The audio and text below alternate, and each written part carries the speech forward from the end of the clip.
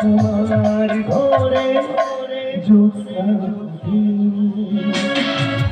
চিরদিন চিঠি কেন জীবন কেউ তো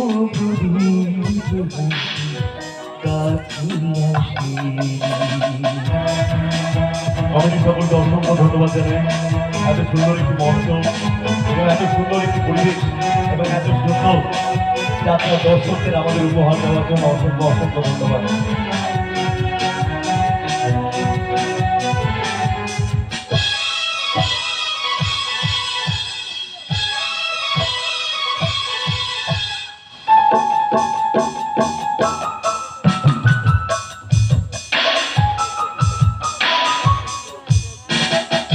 স্নেহ ভালোবাসা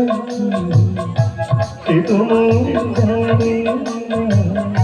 মমতার